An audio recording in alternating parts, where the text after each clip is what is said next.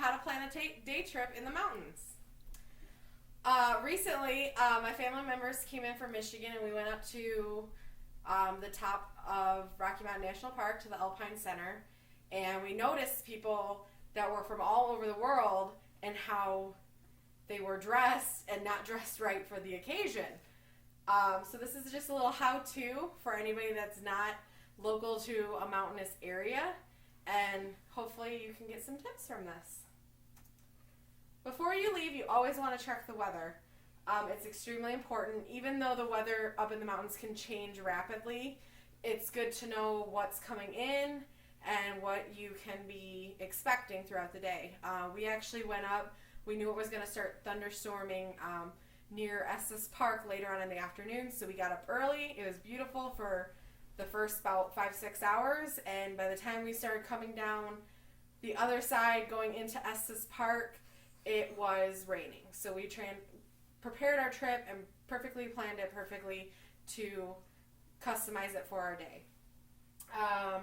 Also, it's 20 to 30 degrees cooler up in the elevations of the mountains. We were a little over 12,000 feet at one point, and it got to 46 degrees up there. So if you are not planned accordingly, you will be cold, and you could potentially get hypothermia if you're not dressed, as I am right now, in layers. Third, always be prepared. And the next slide will go into what things you can have to be prepared. Always bring water, enough water for each person in the car, especially at high elevations. Your body actually dries out faster. So you always want to have, I would probably say, at least a half a gallon to a gallon of water per person. You never know if you run into unexpected things and you're in the middle of nowhere and cell phones don't work, so you always want to be prepared. Warm clothing, like I said, dress in layers and you should be okay. Always have at least a blanket for each person traveling in the vehicle, or at least one for every two people so they can share. This is extremely important, again, if you get sidetracked and need to stay warm. You also want to bring a flashlight just in case, a first aid kit, also snacks and sandwiches in case you're going to go on long trips, or if you get stuck and need to survive for a couple hours to get saved. Hopefully that doesn't happen.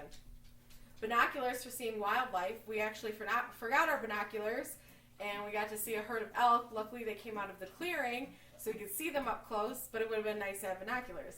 Luckily there was a really nice couple that lent us theirs for a few minutes and we got to see them, but it would have been nice to have our own. And of course, don't forget a camera. You will get beautiful shots of the mountains, beautiful shots of wildlife, and also don't forget to pull out and check out the scenery so you can use your camera. Things to remember: if traveling in these areas where wildlife can be present, constantly be aware and cautious. If you spot an animal, don't approach it.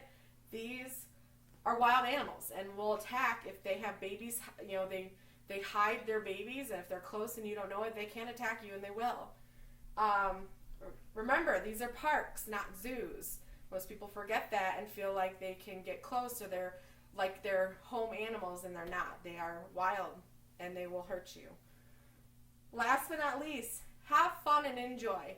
Our parks are amazing, and if you've never gone out to see them, I couldn't talk about them more. The Rocky Mountain National Park, for those that are in Colorado or have ever wanted to come, is unbelievable, and the scenery is just gorgeous.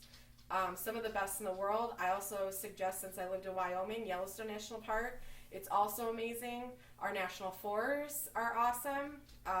You can see as much wildlife there as you can in the national parks. And it's worth the money and the time to go.